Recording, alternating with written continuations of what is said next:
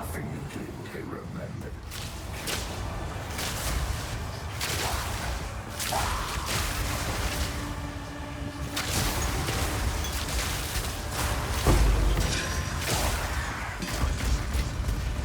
Fate is on my side.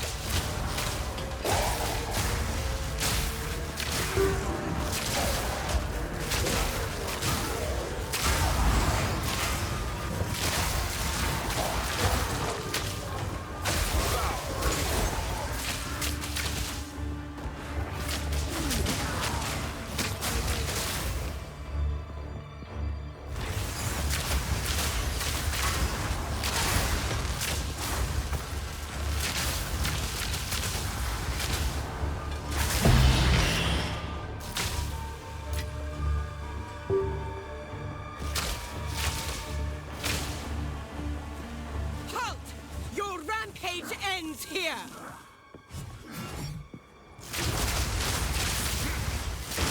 I will not relent!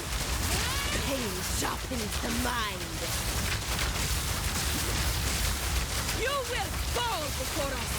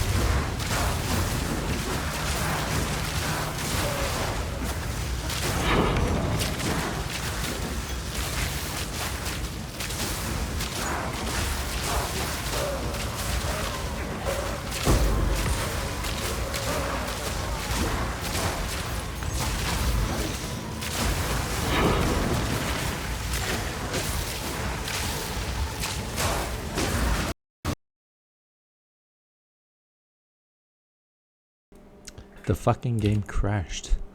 Once again. It's almost every time I record. It's so ridiculous. Okay.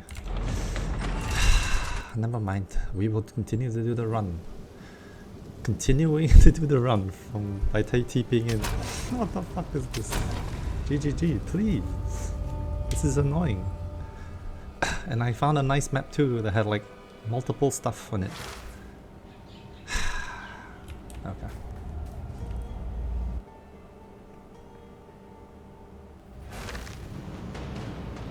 Anyway, and then in the map, yeah, I don't even get the map, so I can't see where I should go.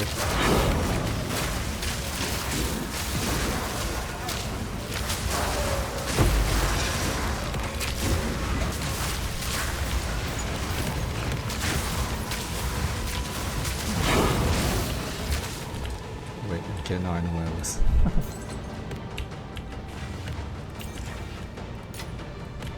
Dreamer provides. Anyway, this is day, what was it? It's Sunday, right?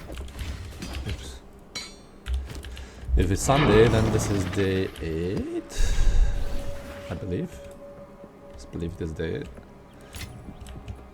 It's been 1 week and 1 day from when EA just came out.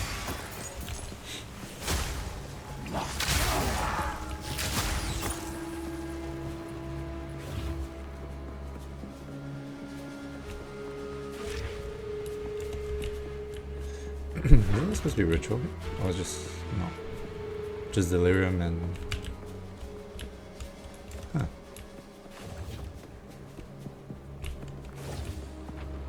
I don't think I've cleared this yet. There's still some other stuff to kill.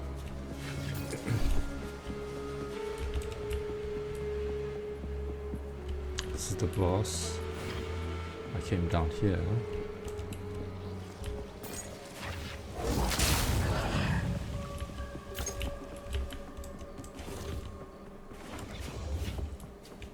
Tell me it's in the top side of the map. This is where I open the breach. Is it? Okay.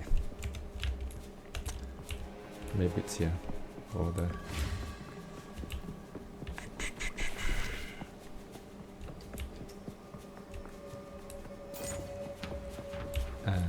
No. Don't tell me there's more stuff after the boss arena.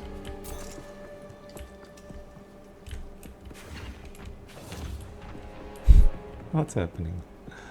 I don't think there's anything here, so it's probably after the boss arena. Or have I already cleared this?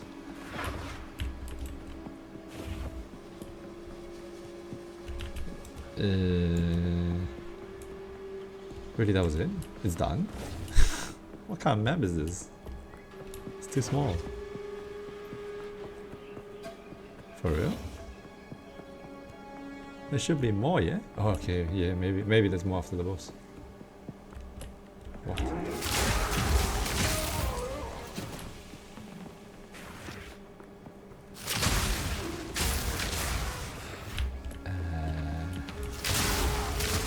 It didn't.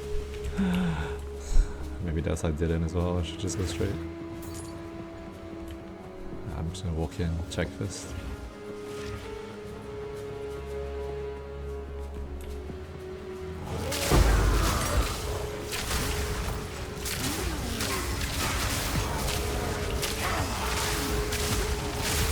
I checked.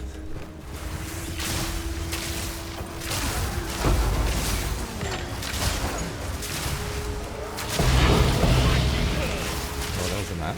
Okay. Was there anything else? This is a pretty small map.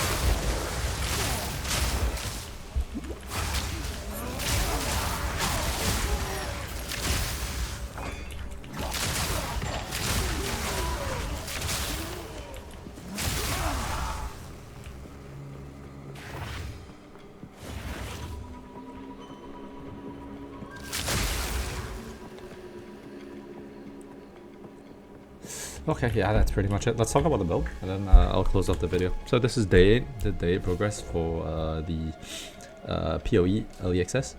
For the first few days, we started off with a Monk or Chayula, and we wanted to do a melee setup, which was focused on doing power charges, generating and spending them.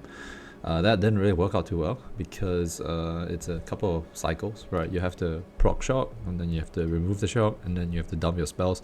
Or dump your skill, and that kind of rotation is just too much effort, too much work.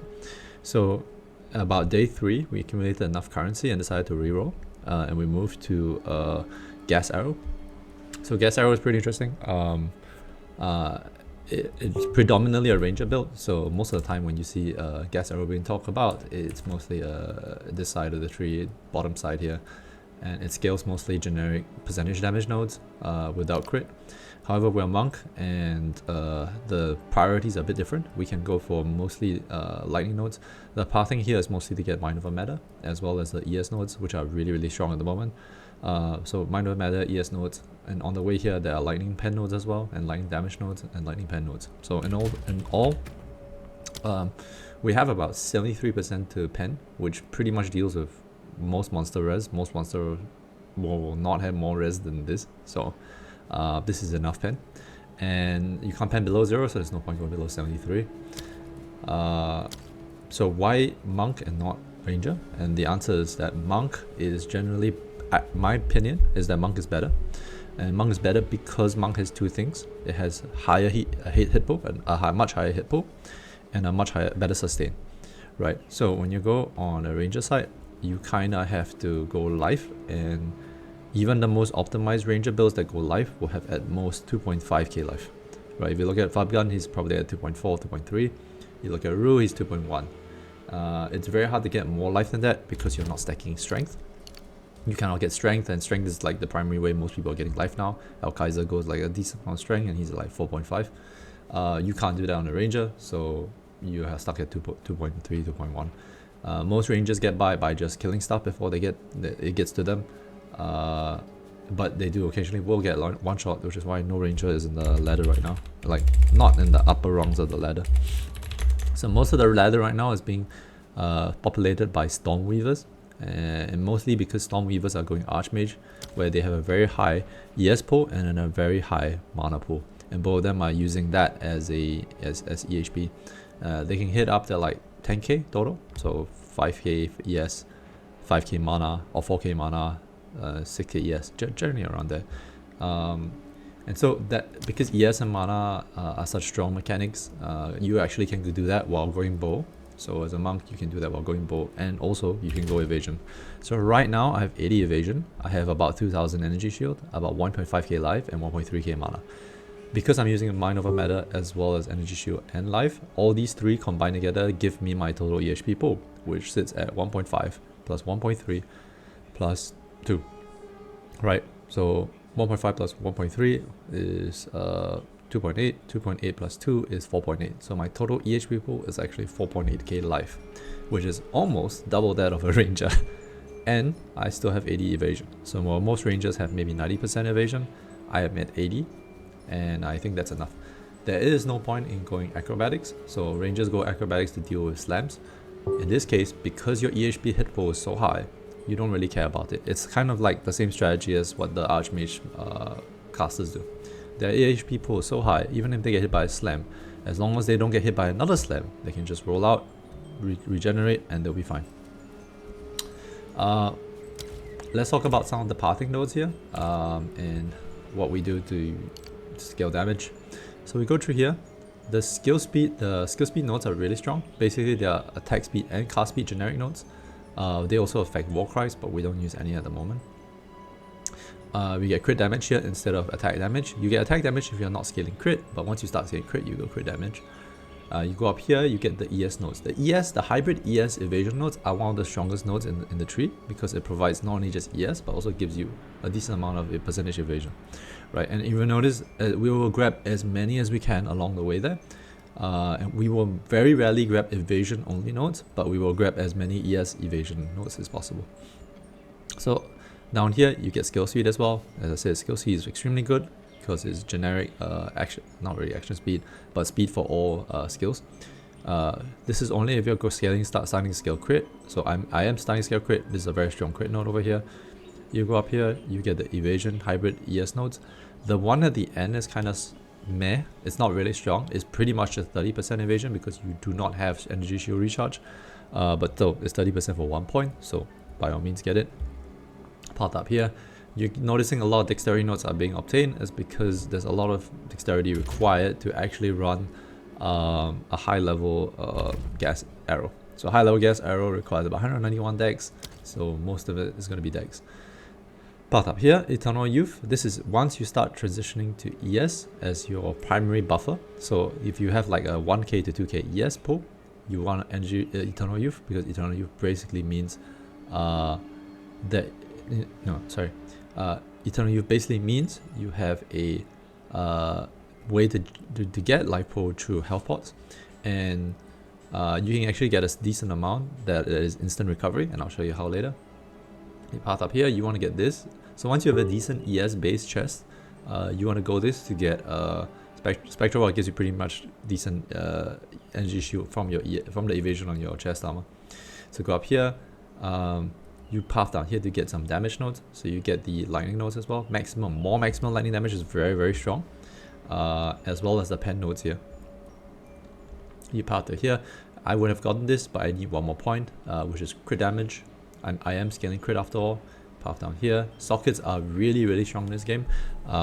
They provide a lot of power, so generally I would say it's ideal to have like 3 sockets minimum. And if you can craft your own, it's very good damage. I've been sniping like bases to craft, so I would just re-go and then exalt. This is an example of one that's really good. Attack speed, about 28%, 25-6% damage and crit damage. Part down here, this is like 3 points for 75%, not 75, sorry, 24 plus, oh yeah, sorry, 74% lightning damage because I have Herald of Thunder. Down here gives you a 100% evasion rating from equipped body armor. You have quite a bit of evasion on your body armor. Here is for base crit. So base crit this one gives you 1% to crit hit chance. Bows don't really have very high amounts of base crit, so this is very very sought after if you are starting to scale crit. This is great just because it gives you int and strength as well. So attribute requirements are a pain in the ass to deal with. This helps to mitigate that. Okay, go down here, you're noticing I'm getting this, and this is actually what it does is that it gives you freeze, a lot of freeze threshold.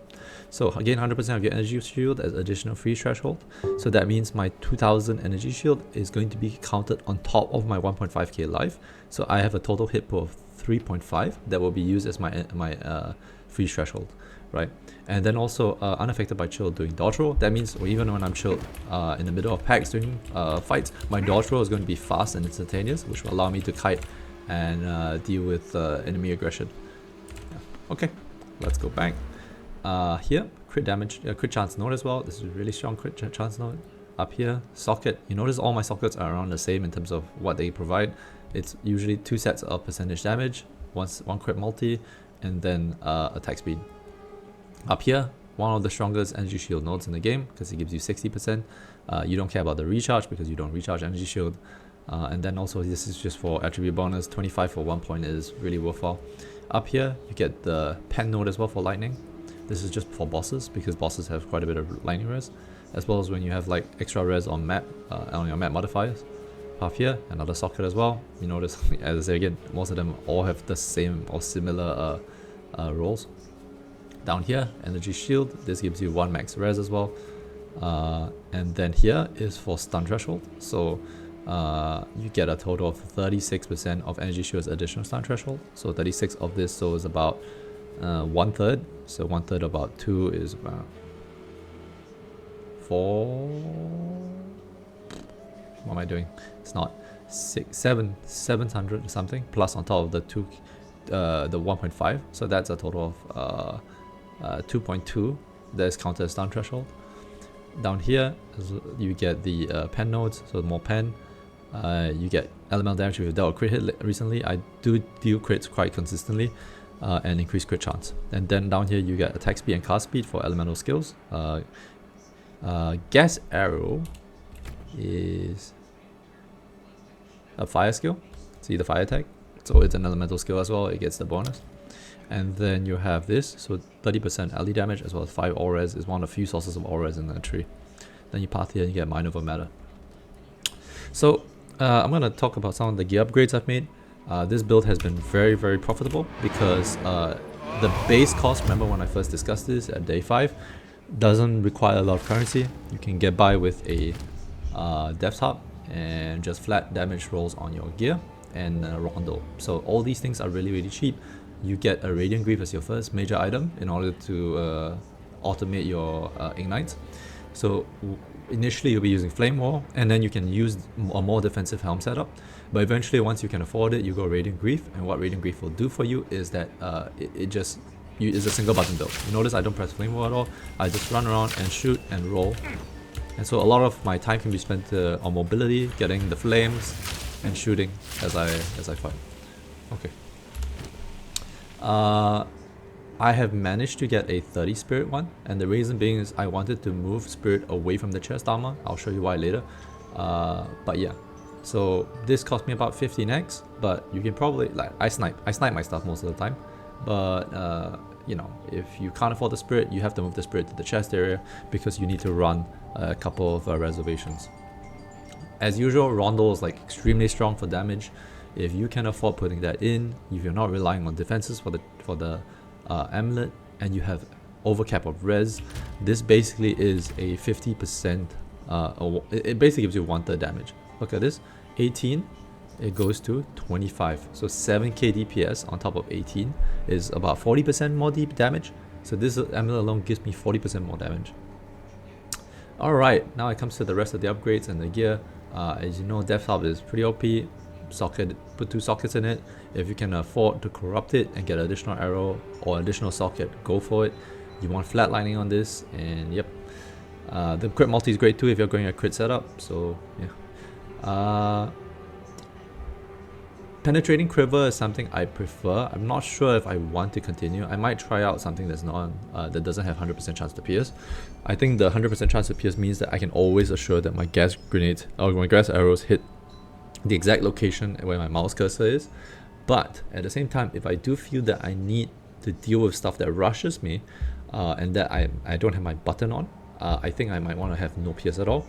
But yeah, so this is up for discussion. The most important thing here is the attack speed as well as the flatlining. So this is a T9 at rank 9 or something, or rank 8 or something, lightning roll. Rings, you want to go same thing as well. Quiver, rings, gloves, all of them you want as high as possible, a flat lightning roll. And then for rings, you can actually quality them with Ash quality, and they are really cheap, like about 4 of them is 1 exalt, so you can get it in like 5 exalts for 1 ring. And this will give you 20% bonus on your lightning roll, right? As well as the lightning resistance on that ring. Yeah. You want evasion and maximum mana, or life and maximum mana as your prefixes other than your lightning damage. You can also go percentage lightning damage if you want. That really depends on what you can find on the market. Suffixes, just attributes and resistances, and I'll show you later how the rings work with the new belt I bought. Alright, so rings, the other rings, pretty much the same thing. The physical damage doesn't really give me much leech, because the only thing that applies physical damage and gives me leech is the primary arrows from the gas arrow. So not the explosions, the gas arrow itself, and that's not a lot. Yeah. For gloves, I actually corrupted this for fun and I got maximum frenzy charges. This will probably sell for a tiny bit to a ranger, but for now I will use this. I am looking for an ES evasion base because I want my ES to go up to about 2.3k. So this is something that I'll have to I'll probably swap out, but it'll take some time because I don't find any in the market at the moment. So this has attack, what you want is attack speed, flat lightning, mana or evasion or ES. And then in this case here, I have 2 suffixes other than the attack speed. I have fire and lightning res as well. Boots are pretty straightforward as well. Stats, movement speed, res, mana or life. If you notice, a lot of the pieces I have don't have life on them, and the answer is because if they had life on them, Deadeyes would be buying them and you would be paying out of your nose for them. And so my solution to it is, you know that all the Deadeyes are going to compete for that kind of gear. If you just go for stuff that gives you mana, because my mana is the first thing that goes before my life, correct? If my ES depletes, my mana is the next layer, and before it goes to life. So I'm more interested in protecting my mana than I am interested in protecting my life, and therefore I am okay with getting like 170 mana roll here and not getting a single life roll here, which is what most rangers will not do. Most Deadeyes will not do, so you get all these items for cheap. Okay, now let's talk about the chest. This was a huge upgrade for me, cost me about 75 exalts. I looked at it and I was like, I can't imagine he put it on the market for 75 because there's no wasted stat on this. Okay, it gives you 165 life as well. It gives you dex attributes for your gas arrow. It gives you it has a double res, and then the implicit had 5% movement speed. So so I bought this, I socketed it twice, put in the armor evasion energy shield, and got up to 363 ES and close to 1k evasion. So yeah, that was the upgrade for this. Now onto the biggest upgrade you can possibly get for this build, and this is really expensive. So I managed to snipe one cheap. Okay, I was waiting on the market for a long while, and this Korean guy dropped it for 400 exalts. I would have about 700 exalts to spend on it plus, but since I got it for 400, you know, that's cool. The Ingenuity belt is extremely sought after because right now all Archmage builds are going to use this to scale. You can start, if you are playing this build, you will start scaling faster than Archmage because you will start accumulating faster currency faster than Archmage. Archmage generally needs a lot of other pieces before this becomes useful, or before this becomes effective. You don't have that consideration. So for you, once you've got decent rings, this can be like your next big upgrade. So I was really trying to look for one for a long while, like about 2 or 3 days, but they were all really expensive, 600 exals and above. It was only that one that dropped for 400, and I was like, okay, I'm buying this immediately, and he answered. The reason why this is so strong is because 74% bonuses gained from equipped rings include your resistances, which solves for the problems Rondo creates, but also because it gives you very high amounts of flat lightning, right? You already have the quality bonuses from lightning that pushes up quite high, and then when you add the 75% on top of that, you basically have another ring. It's like almost having another ring, right? Yeah. Alright, let's talk about flask. Flask, you want instant flask because, okay, so even if you didn't have an ingenuity belt, you didn't have a utility, you still want a utility belt. So 20% flask recovery is applied instantly. You want instant recovery because of Mind Over Matter. So Mind Over Matter, less mana recovery rate. Rate does not apply to anything that is an instant recovery. So I'll give an example. Mana Leash is instant. This does not affect your rate, right? It's not affected by rate. So let's, for example, I walk over Flames of Chayula, I'm going to get that mana recovered instantly. I'm not going to get any penalty from this. The same way, if the flask, 50% of this flask is instant, so 20% here, 30% here, that means half the flask recovery, which is 372 divided by 2, is going to be instant, which means it's not going to be affected by Mind Over Matter. Which means during the middle of fights, when I see that my mana pool is dipping, I can tap this like 2 or 3 times and my mana goes back to full and I have my buffer again. I rarely have that situation because you notice I'm already quite tanky and I'm killing stuff pretty fast. But in the event that I do get hit, I can just spam this and I'll go back to full, right? And that's so that's why I kind of went for Monk of Chayula. You have multiple sources of recovery on top of a massive EHP pool that you do not have on Deadeye. So Deadeye probably has better damage and better mobility if you're going a Queen of the Forest setup. The downside of Deadeye is you just don't have the tankiness, right? And yeah, anyway, let's move on. For the charm, I prefer to go for a stun charm. Even though I have some sort of stun threshold, the thing that kills you the most is getting stun locked. And the thing that stops you from getting stun locked is this, because when you proc this charm, you will get 3 seconds of not being able to get stunned. That helps you get out of trouble, start shooting back, destroying the mobs around you, and you free you from that problem, right? So I would say that even if there's stuff like gold charms, this is probably the charm you want, right? It's the charm that is indispensable. I've considered using a thawing charm as well, but I've realized that this is just far more effective to just add this instead. Alright, let's talk about skills because it's the last thing left. After that, there's not much else to cover. This build will continue to scale because there are more items I can get. I can probably get better boots. You see these boots here. There's a bunch of prefixes on it that are not optimized. And then also gloves here. Some prefixes are not optimized. Yeah, that's the whole thing. I do also at one point will start to want to scale for Magic Find because I can do that on rings. So I can get Magic Find as a suffix or prefix, I think, and then it will scale off the ingenuity, so I have quite a bit of Magic Find of this, and then there are probably extra slots here and there for Magic Find as well.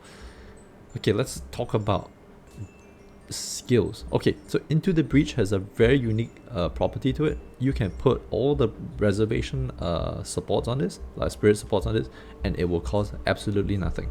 It says here that Into the Breach cannot be used, but as you can see during mapping, the flames still spawn, and when you run over them, you still get the bonuses.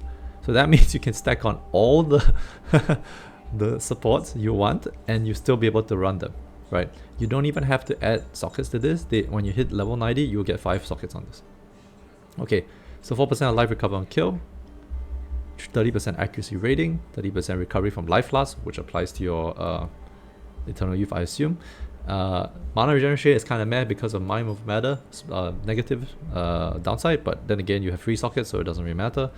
And then vitality, 1% of life per second, kind of meh, but whatever, it's free, right? So gas arrow. So gas arrow is right now I have a 5 socket one with 20% quality.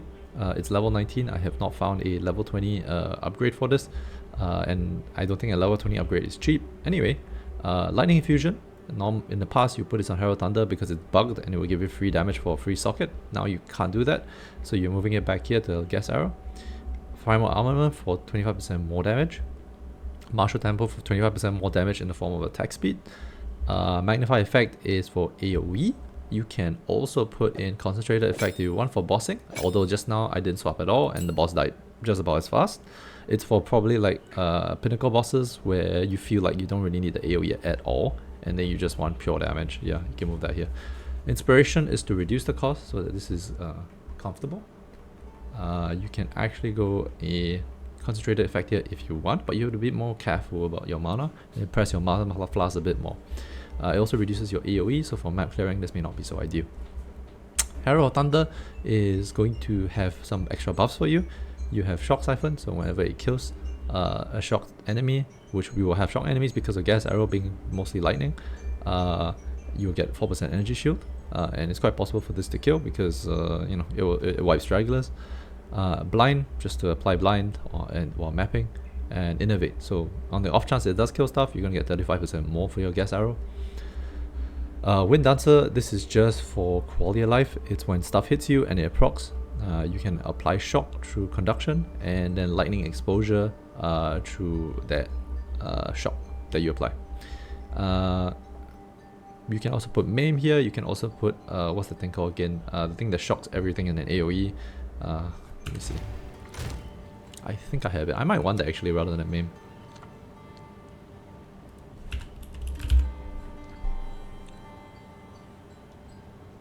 Yeah.